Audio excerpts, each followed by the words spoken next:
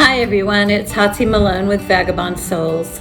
As you can tell, this is being filmed not in our house and not on our camera, but on my cell phone. So I'm not really sure where I'm supposed to look. Everywhere I look, it's like, whoa, no, that's kind of weird. Anyway, I'm going to talk a little bit about my side business, which is a house pet sitting company that I put together.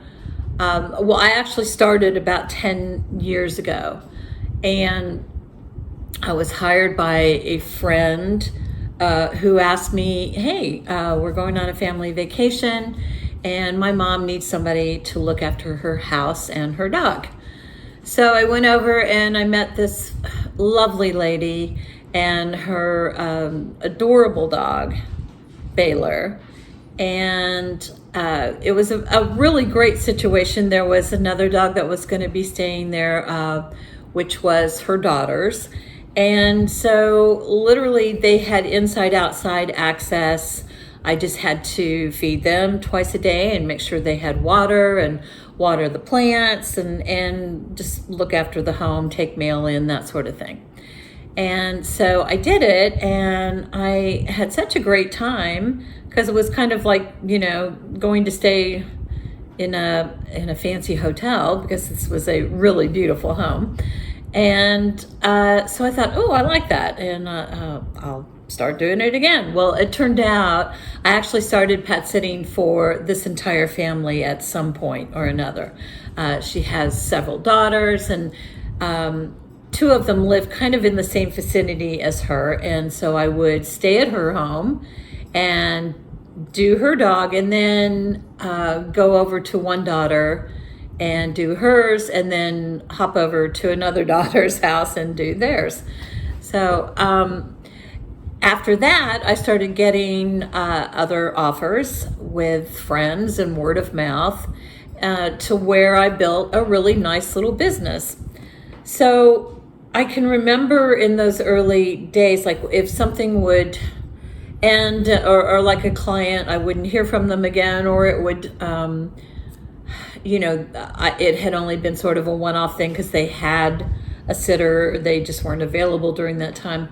I would panic, and if I didn't have like consistent stuff every month, I would panic. But something always came through. I always got contacted and filled in the time frame. My goal was to always have a couple a month, and I far exceeded that to where on some years that I've done it, I actually had to find other pet sitters that I trusted to refer to my client if I wasn't available. And so I really developed quite a lucrative little side business. So then I took it another step further, and I actually gave it a name, Mary Puppins. It's spelled MERRYPUPPINS. I'll show you one of my business cards. And I made a Facebook page. And one of my clients who we pet sit for his little Pomeranian helped design the logo. I knew I wanted to have like Mary Puppins flying in with a little basket. So he actually, I found something online, and he actually then went in and changed it and made the skyline be representative of Nashville with the Batman building. And then on the basket, opened up the basket and put puppies in it, one being his little Pomeranian, Cheyenne. So it's super cute. And so I put all my info, my cancellation policy, what I do, prices, that sort of thing. And from that, sorry, I'm petting dogs. I actually grew the business even more. So watch.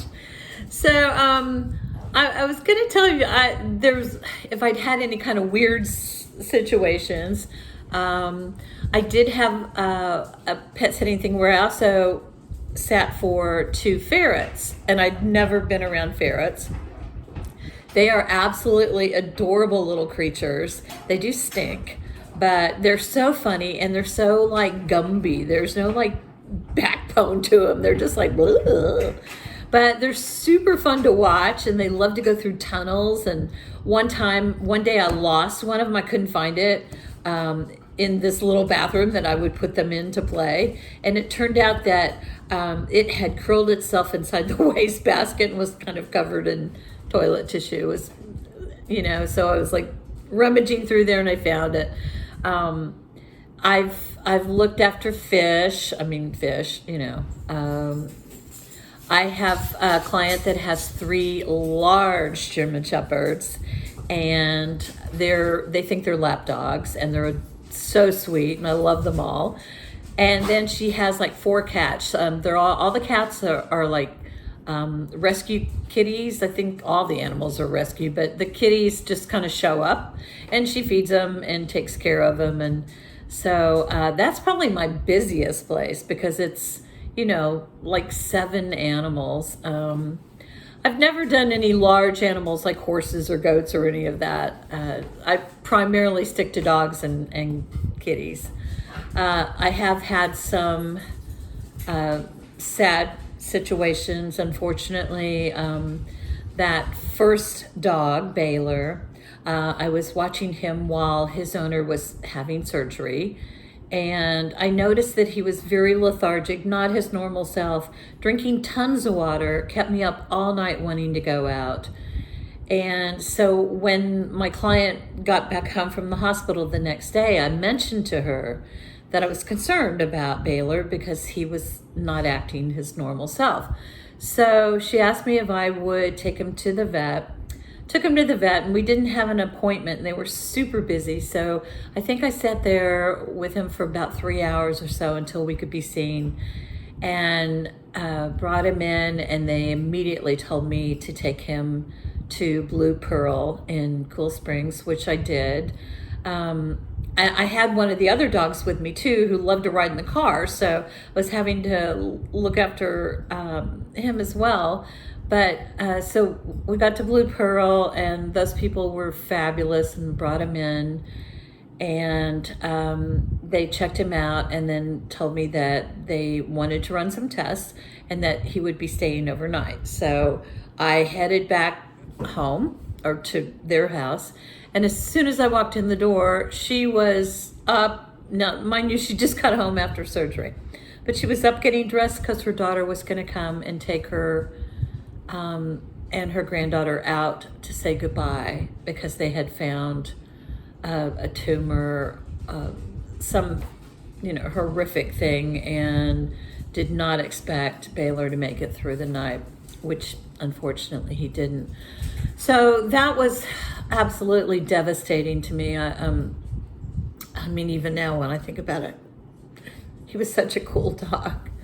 So that was a sad scenario. Then I had clients who, of course, had dogs who passed away, and so the next time I would go there would be one less, and that was always like heartbreaking as well. I had one client where the 2 dogs, the gardeners, were there, and I'd kept the dogs inside until they were finished with the backyard. And I heard them out front blowing, so I thought they were just doing the front, section. So I let the dogs out, and I see them bolt for the side. I go running out there, and sure enough, the gardeners had left. Stay down, baby. The gardeners had left the gate open, and they took off. Oh, God. Okay. This is a sweet little girl. Okay, lots of kisses. Okay, stay down. So these dogs took off, and I hop in my car, and I'm no, stop. And I'm driving all over this neighborhood in Brentwood looking for these dogs. Came back, asked the gardeners to jump in their truck and look as well, and contacted the owner, who posted some things on the Facebook neighborhood page. Finally, it must have been an hour. I had gone around, talked to different neighbors, asked them if they saw them, to please, grab them if they could. So finally, an hour or so later, they come trotting home. So I get them in, and then not too long after that, the police showed up. And evidently one of them had, or a person claimed that one of them had bit him, which is really, really strange to me, because these two dogs, I had met them only one time, and weeks later walked into their home, and they came up and were just tails wagging and giving me kisses and super sweet. These were not dogs, unless they had been threatened or somebody acted, weird to them, would ever have bit someone. They'd probably lick you to death, but the biting it would have had to be somebody doing something that frightened them for them to do that. So unfortunately, that turned into a complete, utter fiasco for my clients. And I thought I'd never hear from them again.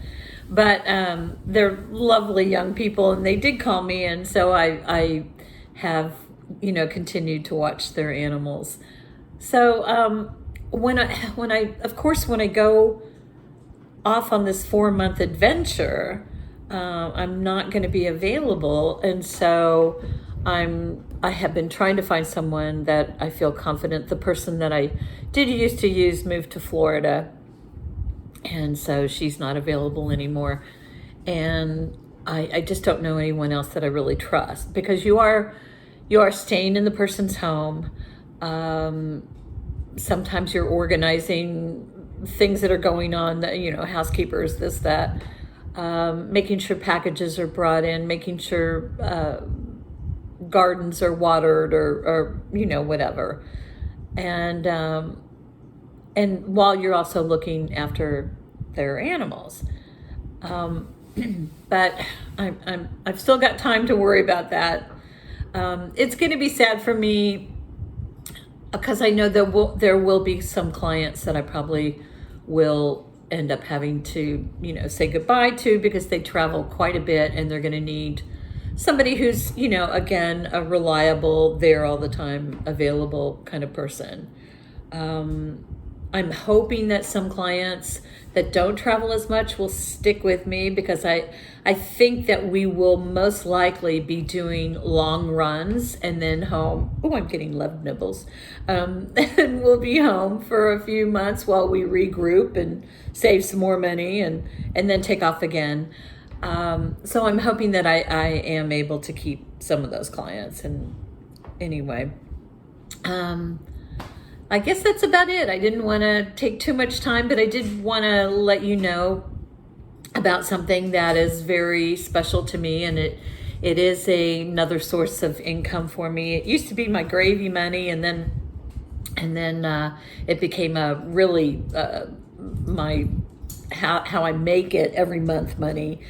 Of course, when COVID hit, I lost a year and a half of business. I had, right prior to that whole shutdown, I had some clients that were doing like almost a month-long trip, and that of course went away. And then just every week another long trip. I had another client that was doing a cruise, and of course that went away. So I lost a lot of money in that year and a half. And so when things kind of got back to normal, I told my husband, you are not going to see me, because I am going to take every single job that I can to try to make up for some of the lost time. And he's so sweet and understands it. But then there's times, I think, when it gets a bit much, because he's always looking after our dogs. And our dogs are like, oh, it's that lady that stays here sometimes. Because I'm not there a lot. But I know it's going to, kind of diminish after a while, if we do take off, and especially if we take off on a permanent basis. But it's, I love it so much. I love all my dogs and my kitties and the fish. I talk to them a little bit, but that's about it. So thanks for joining us. I was going to try to make this way shorter, but you know I'm a talker, so hey, sorry. And if you want to find out more, look up on Facebook, Mary, that's spelled Merry, Puppins, Puppins, and you can look at my page there. Okay, take care, and we'll see you next week. And hopefully Tim will be with me. All right, bye now.